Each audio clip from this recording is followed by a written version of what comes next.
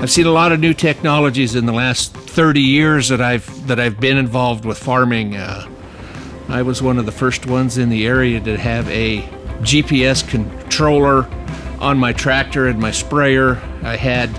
Was the first one to adopt auto steer. When the opportunity came around for the Soil and Water Conservation District to purchase this drone in combination with the Perce County, it was kind of a no-brainer for me to just take that next step and see how we could apply drone technology in the GPS world that we were operating in right now.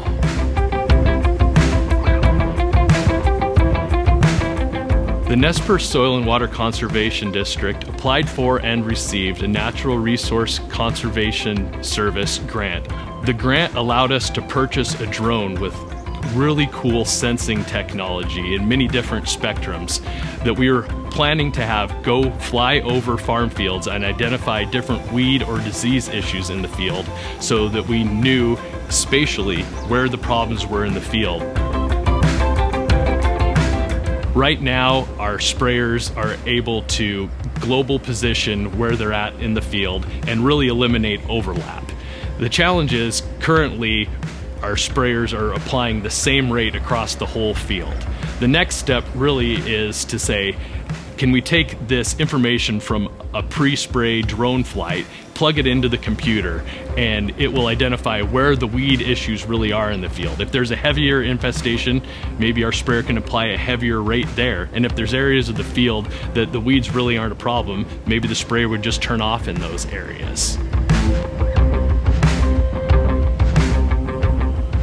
It was really exciting because, it's neat new technology, and the drone was pretty incredible with all the different things that it could do. We definitely were able to get some very valuable information. The problem that we're running into is the timing of it all is really complex to get usable data that we can use to make decisions off of.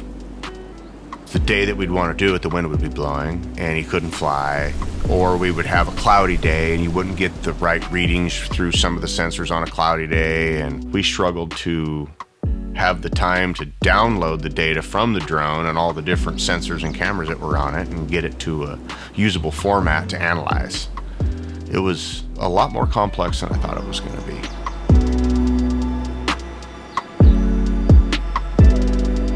What we found was the drone can only fly a small area at a time because of the massive amount of data that it's collecting and the hours that it takes to process that data. It was taking 18 hours of computing time. We were hoping that we could turn that around and make that a lot quicker, because when you're getting ready to make a decision on whether to spray or not to spray, the window of timing is not real wide, so an 18-hour turnaround time, it was a little bit too long.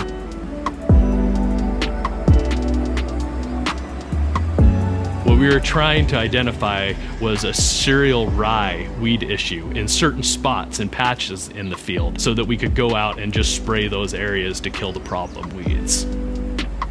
So we did do a spot trial of it, and they recorded in all the different shades and venues that they could.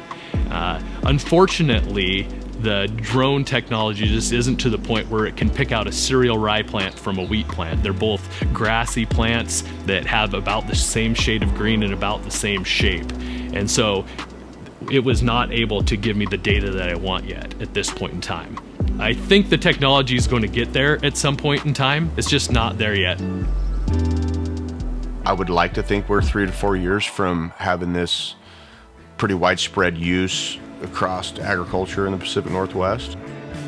Most of the time when you start something, you're never very good at the first time, but if you keep practicing, you get better and better. So I do believe in it, and I do believe that it will work. We just have to figure out how to do it better.